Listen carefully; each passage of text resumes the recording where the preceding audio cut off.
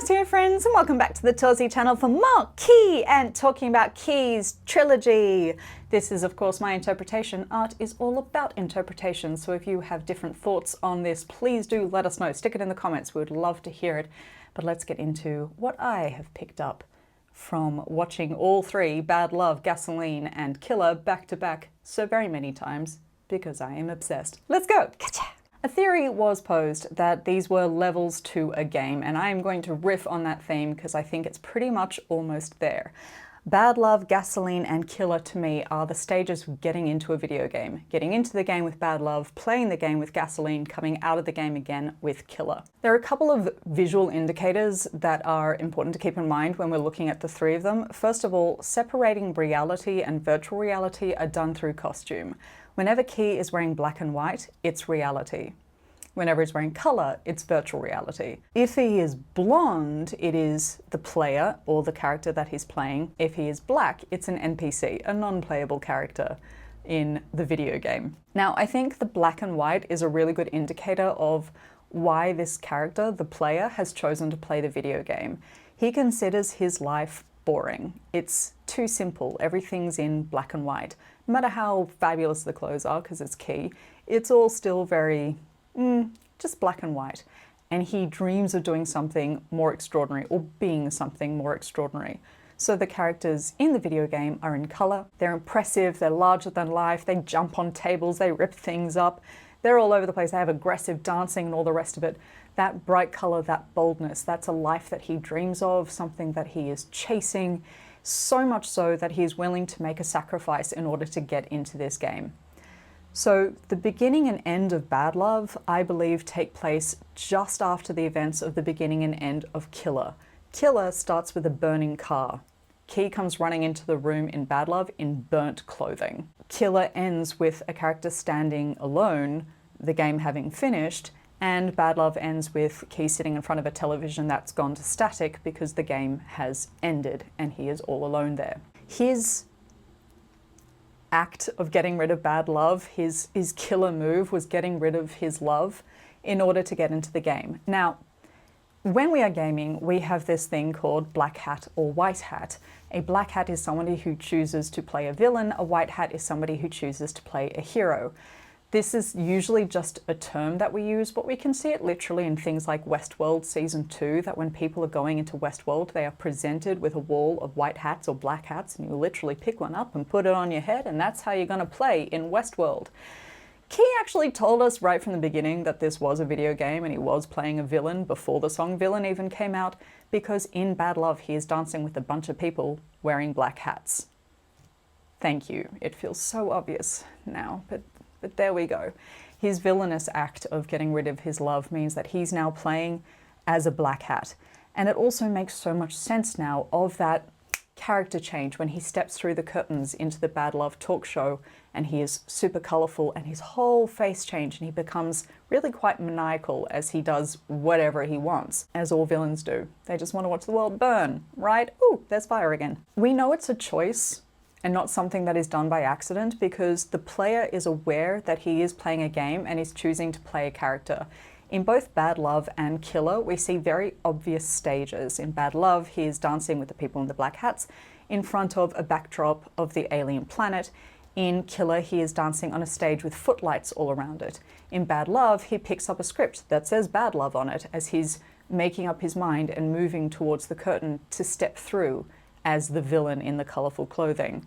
He's aware that he's made a choice. He is aware that this is a stage. Now obviously, we all see stages like that. Everybody thinks Shakespeare, or maybe just me, because I'm a dork. But Shakespeare, of course, as you'd like it, comes to mind. All the world's a stage, and all the men and women merely players. They have their exits and their entrances, and in his time, one man plays many parts.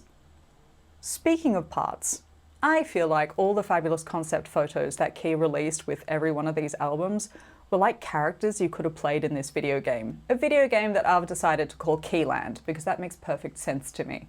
But you are playing all of those parts, just as he's playing this villainous role in the Keyland video game. I feel like I'm justified in my little Shakespeare thing in my head here because of a lyric that turned up in Killer. And the lyric, I'll read it so I don't get it wrong. Tragedy in comedy's clothing comes creeping as if mocking me. Now, this relates to As You Like It because the character that gives that speech, all the world's a stage and all the men and women merely players, is a character called Jacques.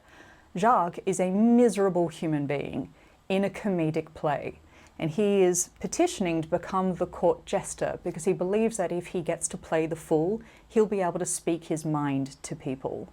So this tragedy in comedy's clothing is almost as if Jacques has succeeded in becoming a fool and turning up in his motley and his jester gear, turning up in comedy's clothing.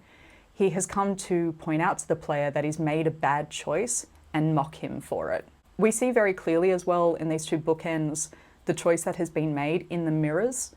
In the mirror of Bad Love, we have the woman. In the mirror of Killer, we have his character. So we have what he has sacrificed and what he's sacrificed it for, reflected in the mirrors. In the mirrors as well, in Bad Love, that mirror ends up broken, like you can't undo that action.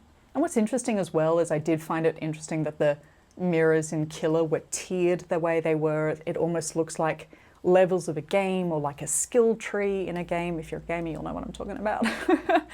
But those two mirrors there are being reflected in that. These are the choices that you made, and Jacques coming to mock him for it. Even in Bad Love, the word tragedy appears, so we have a parallel there. Other indicators in Bad Love that we missed to begin with, that were showing it was a video game. Text turns up on the screen at some point, like dialogue, like a dialogue box in a game. And also we have in verse 2, the really clear indicator that we've left reality behind and we're now in virtual reality. What earlier in the music video had been just a backdrop on a stage now becomes reality as he is in a spaceship, and the alien world becomes a world that he's really traveling to, or really traveling to, virtually. So, speaking of the video game, Gasoline. Gasoline is playing the video game. Now, at first I thought maybe him and Gasoline was him like really feeling himself, that he was like super powerful in the video game and everything. But no, those black-haired godlike characters are indeed the boss levels of this video game, and there are 5 of them. We have a nice indicator that he has beaten all 5 of those gods, because in Killer we have a close-up on his face and he has 5 dots around his eyes showing that he has beaten all of those gods in the Gasoline level. All 5 of those gods have black hair. There is just one character that has blonde hair, and that is the character in the green fur outfit. Now, he's perched on top of the cube, and when Gasoline first came out, we were like, what is this thing with the blind worship of the cube, and what's the cube?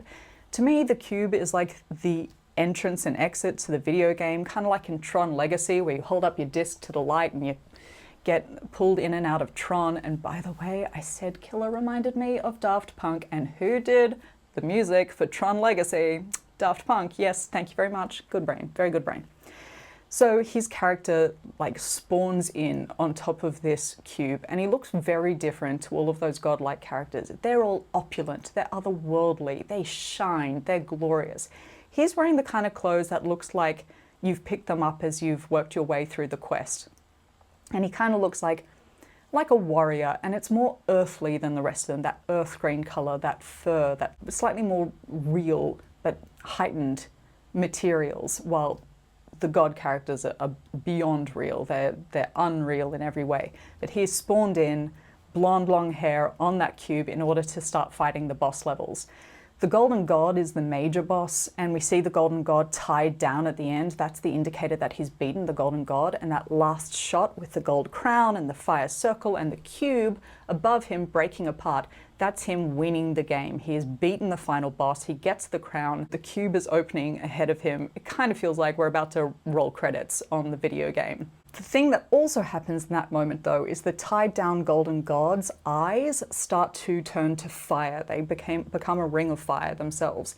In Killer, his eyes turn to smoke. So now that he's beaten the game and he's gotten the Golden Crown and he's finished the level and all the rest of it, the flame of the game has died out and now turns to smoke, and we travel through his eyes and we end up back in reality. And that tunnel that we travel through is almost like a fiber optic cable, like an internet cable. We end up back in reality, and we have this mix of what has always been reality, him as a blonde, meets game him. He has his long hair and is wearing a fur coat, but it's streetwear fur coat. So we've had a mixing of the two worlds. Back in reality, and he is absolutely miserable. Now that the fire has burnt out of him, he realizes the mistake that is made, that, oh, okay, I've finished the game and I won the crown. And for what? There is a moment where he realizes that playing the black hat has not paid off at the end of it, and he has lost something very important, his love, in the process of chasing that victory. One more thing that I would say about the gasoline level as well is we do have these arenas that I know logically, we all know were filmed on a soundstage somewhere, but outside of these godlike arenas, everything is just black. And it's kind of like we're in the void of a video game. You know, things only render in as you run towards them in a video game, and behind you, everything starts rendering out. So in these arenas of fighting the gods, we have what he's doing in isolation at that moment, like that's rendered in the video game, and everything else has not rendered yet because we're not over in that place. So unlike very obvious stages in Bad Love and Killer, we have video game stages. Just the moment that you're in at that time, and nothing else is rendered in. Everything else is the black void. So those are the arcs of the music videos, but I feel like if you pull out and look from above and look across the albums, you still have the same kind of story. Something that I would say is extrospective, introspective, and retrospective. When we first listened to Bad Love, I said that it actually felt like a sad album to me, that even if all of the songs were perky, their lyrics were sad. Things like Saturday Night, they spoke about being alone. I even thought the lyrics of Bad Love themselves sounded more like somebody trying to convince themselves that they've done the right thing rather than actually being certain of it. That lyric, I'm not even thinking of you, that's what I want to say to you. It's like you're saying, I'm not even thinking of you, that's what I want to say to you, but I can't actually say that to you because I am thinking of you.